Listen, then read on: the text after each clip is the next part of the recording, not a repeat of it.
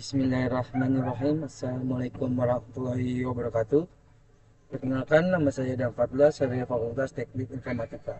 Di sini saya ingin memberikan makalah tentang memahami konsep internet dan World Wide Web (WWW) dan dapat mengidentifikasi fungsi internet dan WWW dalam teknologi informasi. Sebelum saya lanjut, saya ingin mengucapkan puji dan syukur kepada Tuhan Yang Maha Esa, karena atas limpahan dan rahmatnya, saya dapat menyelesaikan makalah ini tepat waktu tanpa ada halangan yang berarti dan sesuai dengan harapan. Tidak lupa saya ucapkan banyak-banyak berterima kasih kepada Bapak Firman Pratama Eskop Mkom sebagai dosen pengampu mata kuliah pengantar teknologi informatika yang telah membantu memberikan arahan pemahaman dalam penyusunan makalah ini. Saya menyadari bahwa dalam penyusunan makalah ini masih banyak kekurangan karena keterbatasan saya. Maka dari itu, saya sangat mengharapkan kritik dan saran untuk menyempurnakan makalah ini. Semoga apa yang ditulis dapat bermanfaat bagi semua yang membutuhkan. Berikut daftar isi dalam makalah ini. Latar belakang. Di area digital saat ini, Internet World Wide Web, WWW telah menjadi bagian tak terpisahkan dari kehidupan sehari-hari. Internet sebagian jaringan komunikasi global, memungkinkan koneksi antara komputer dan perangkat di seluruh dunia. Sementara World Wide Web (WWW) menyediakan antarmuka yang memfasilitasi pertukaran informasi yang lebih mudah melalui penggunaan situs web yang dapat diakses dengan browser. Kedua teknologi ini mendasari banyak layanan dan aplikasi dalam teknologi informasi yang mempengaruhi cara kita bekerja, belajar, berkomunikasi, dan mengakses berbagai informasi. Perkembangan pesat dalam bidang teknologi informasi dan komunikasi telah mengubah paradigma kehidupan manusia, dari cara kita berinteraksi, mencari informasi, hingga melakukan transaksi bisnis. Sering menjadi kemajuan ini penting bagi kita untuk memahami bagaimana komputer dan komputer server berinteraksi dalam jaringan internet, serta bagaimana teknologi ini memungkinkan kita untuk mengakses informasi, berkomunikasi, dan berinteraksi di dunia maya. Berikut rumusan masalah dalam makalah tersebut. Dalam makalah ini. Selanjutnya, tujuan penulisan dalam makalah ini yaitu memahami bagaimana komputer dan komputer server individu berinteraksi di internet, menjalankan konsep dan kemampuan internet, mengidentifikasi kemampuan komunikasi dan pengambil informasi dari internet. Selanjutnya, dalam pembahasan pertama, kita ingin memahami bagaimana komputer dan komputer server individu berinteraksi di internet. Interaksi antar komputer individu dan server di internet merupakan dasar dari semua layanan dan aplikasi yang kita gunakan di dunia maya. Dalam konteks ini, ada beberapa konsep penting yang perlu dipahami untuk menjelaskan bagaimana komputer dan server berinteraksi. Selanjutnya, pengertian internet dan server. Internet adalah jaringan global yang menghubungkan miliaran perangkat komputer di seluruh dunia melalui berbagai jenis media komunikasi, baik kabel maupun nirkabel, baik menggunakan kabel maupun yang tidak menggunakan kabel. Dalam struktur ini, server adalah komputer yang berfungsi untuk menyimpan, mengelola, dan menyediakan berbagai layanan informasi kepada pengguna yang terhubung melalui klien, misal komputer pribadi, smartphone, atau perangkat lain. Selanjutnya, proses interaksi komputer dan server. Interaksi antar komputer individu, klien, dan server dimulai ketika pengguna mengakses layanan di internet. Proses interaksi ini umumnya melibatkan beberapa langkah berikut. 1. Permintaan dari klien. Kedua, protokol HTTP dan HTTPS. Protokol HTTP yaitu Hypertext Transfer Protocol, adalah standar yang digunakan untuk mengirimkan data antara browser di komputer pengguna dan server di internet. Jika data yang dikirimkan menggunakan metode yang aman, maka protokol HTTPS digunakan untuk menginskripsikan data agar lebih aman dalam transmisi. Yang ketiga, DNS atau dalam arti Domain Name System. Sebelum permintaan dapat sampai ke server yang tepat, alamat dimasukkan oleh pengguna dalam browser. Misalnya, www.example.com akan menerjemahkan menjadi alamat IP melalui proses yang disebut DNS lookup.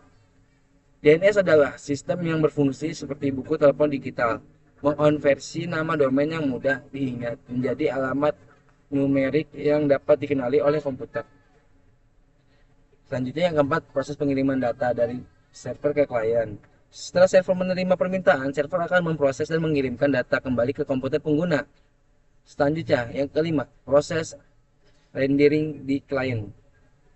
Setelah data diterima oleh browser di komputer pengguna, browser tersebut akan mengolah data yang diterima dan menampilkan dalam bentuk mudah dimengerti, seperti halaman web yang terdiri dari teks, gambar, dan elemen multimedia lainnya.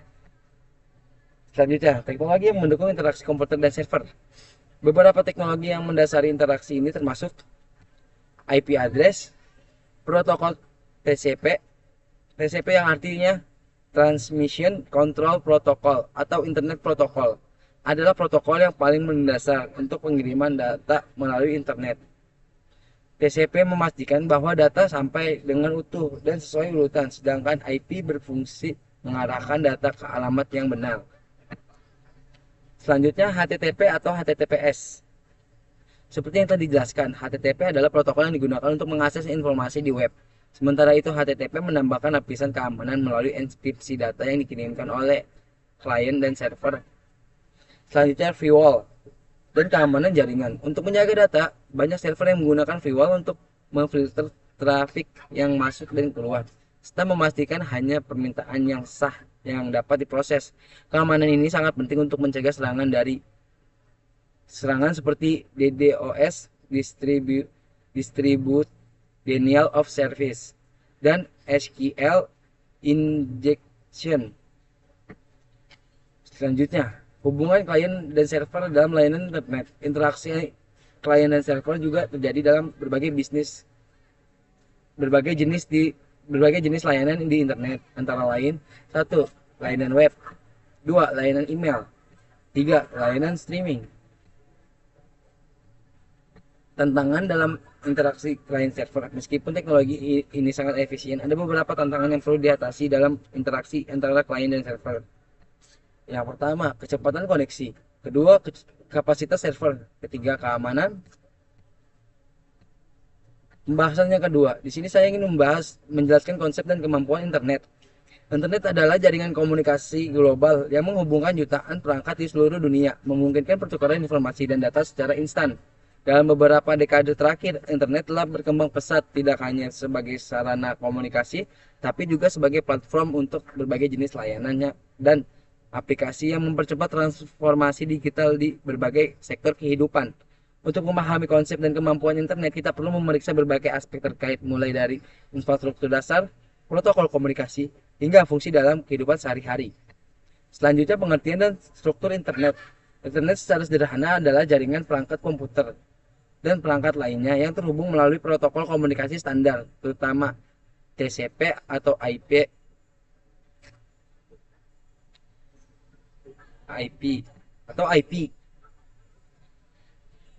Transmission Control Protocol Internet Protokol. Jaringan ini memungkinkan perangkat di seluruh dunia untuk saling terhubung, bertukar informasi, dan mengakses berbagai jenis layanan. Struktur dasar dari internet terdiri dari beberapa komponen utama, di antaranya jaringan global, router dan switch, server dan klien, alamat IP, dan DNS. Berikut ada beberapa kemampuan utama dari internet. 1. Akses informasi global. Salah satu kemampuan utama internet adalah menyediakan akses instan ke berbagai jenis informasi dari seluruh dunia. Pengguna dapat dengan mudah mengakses artikel, jurnal, berita, video, dan materi lainnya. Yang kedua, komunikasi digital. Internet telah mengubah cara kita berkomunikasi. Sebelumnya komunikasi terbatas pada telepon dan surat. Namun dengan internet, berbagai bentuk komunikasi baru dapat dilakukan dengan lebih cepat dan efisien. Yang ketiga, e-commerce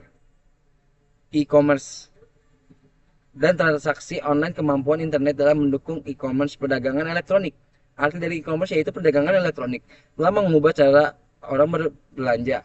Internet memungkinkan transaksi jual beli barang dan jasa online tanpa harus bertemu langsung dengan penjual atau pelanggan.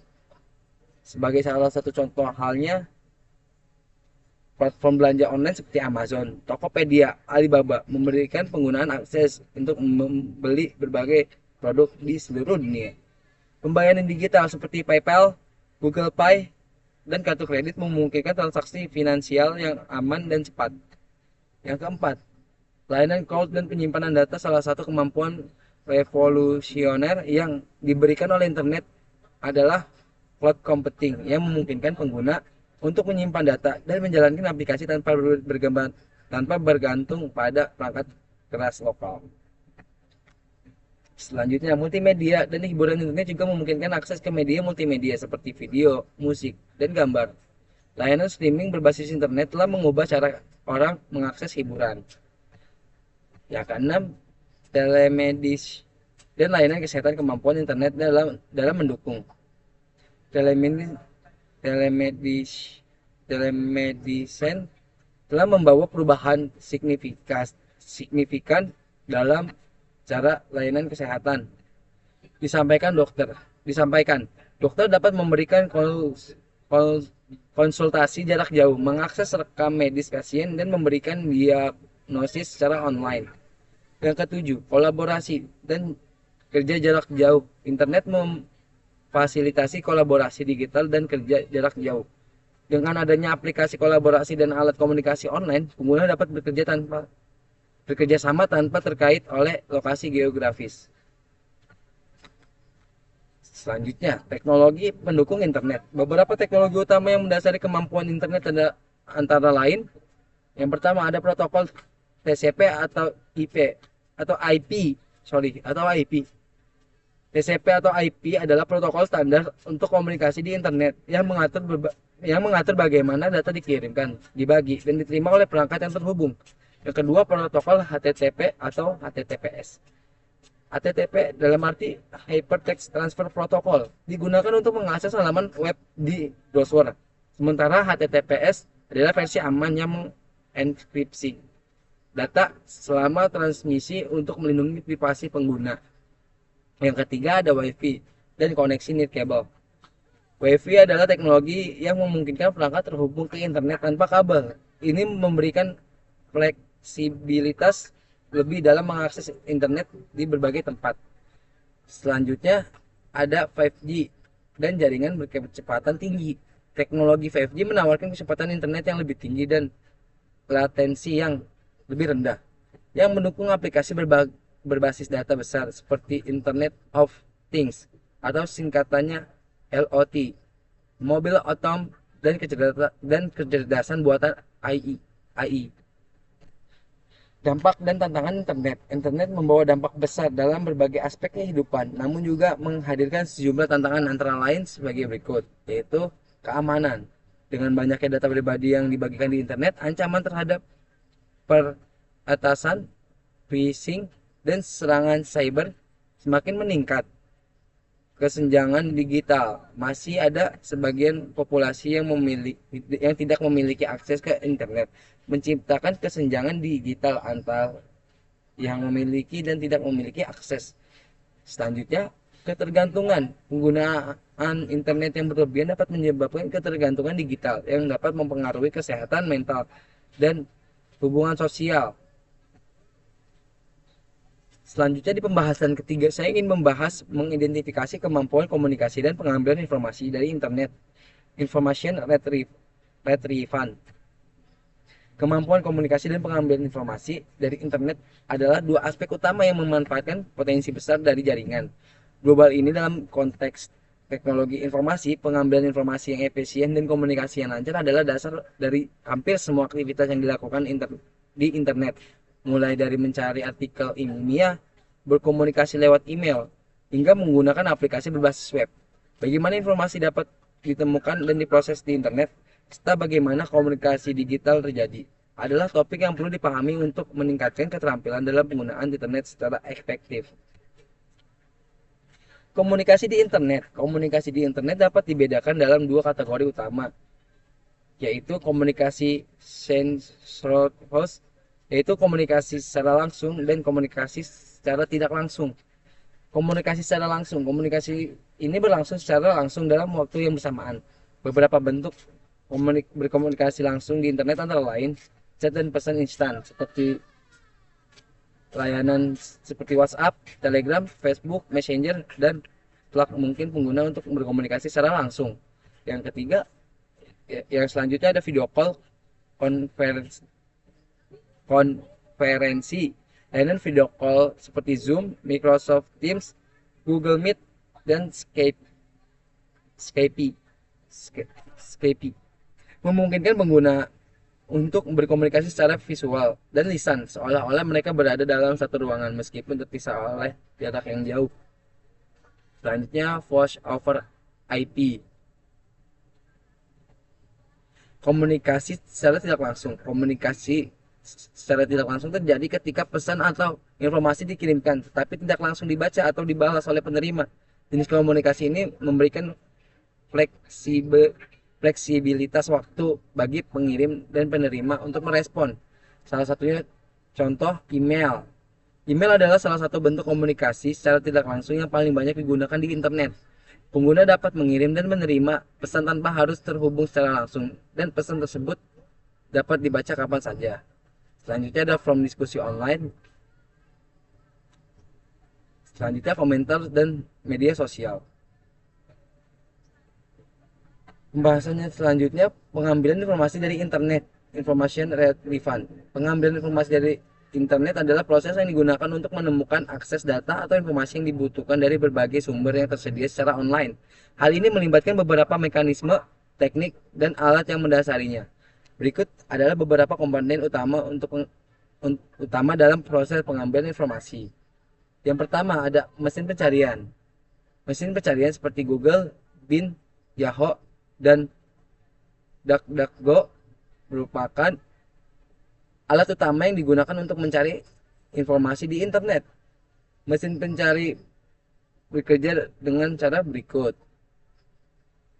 Yang pertama, indekasi web isinya sebagai berikut, query pencarian sebagai berikut, algoritma sebagai berikut, dan bahasanya kedua, sistem pengambilan informasi. Selain mesin pencari umum, ada juga sistem pengambilan informasi yang lebih khusus dan canggih yang digunakan untuk mencari data dalam konteks tertentu, seperti database, akademik, atau arsip digital. Sistem ini mengutamakan hasil yang sangat terperinci dan relevan untuk bidang tertentu, seperti riset ilmiah atau perpustakaan digital. Selanjutnya, pengambilan data dalam format tertentu. Beberapa informasi yang tersedia di internet tidak hanya berupa teks biasa, tapi juga dalam format data yang lebih struktur. Misalnya, data di situs web seperti Wikipedia, IMDb, atau database pemerintah seringkali menggunakan markup atau struktur data terstandarisasi seperti JSON atau XML untuk menyajikan informasi dengan cara yang lebih terorganisir. Teknologi canggih dalam pengambilan informasi.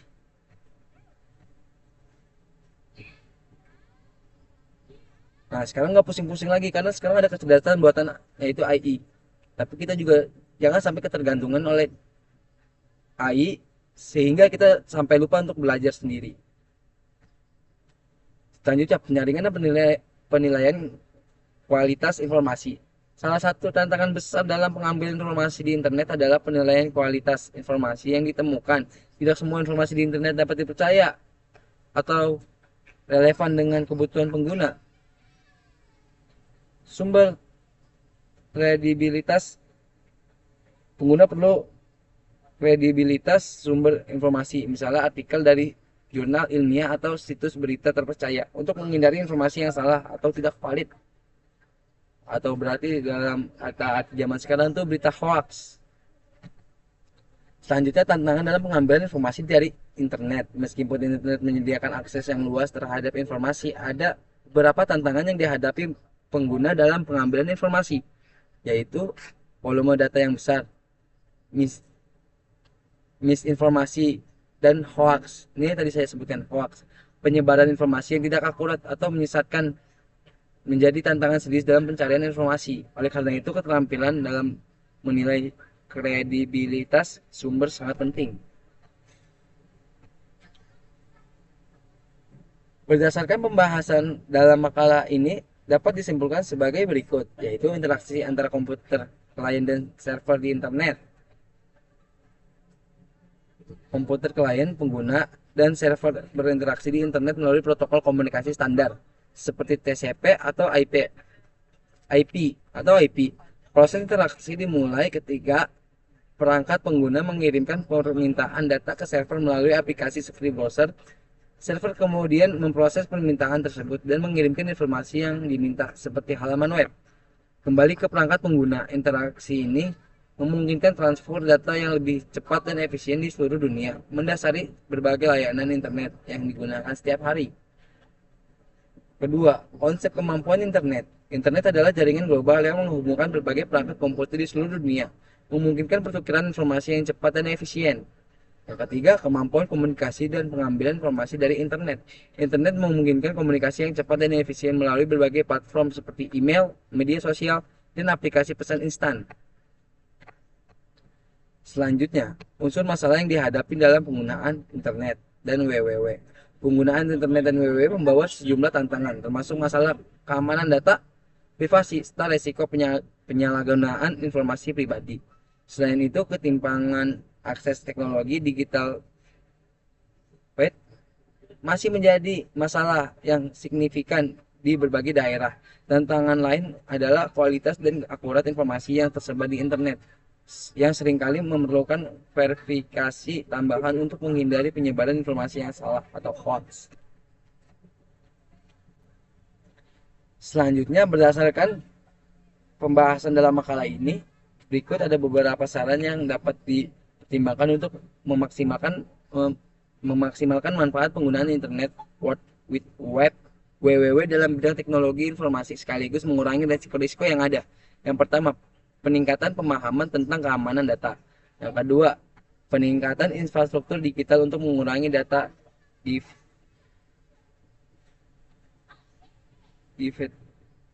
DVD. Yang ketiga, verifikasi informasi dan penyaringan konten. Keempat, peningkatan kemampuan pengguna dalam mengambil informasi. Yang kelima, pengembangan keterampilan digital untuk meningkatkan kolaborasi global. Yang keenam, penerapan kebijakan penggunaan data yang lebih ketat. Sekian dari saya, kurang lebihnya mohon maaf. Wabillahi taufiq wal hidayah. Wassalamualaikum warahmatullahi wabarakatuh.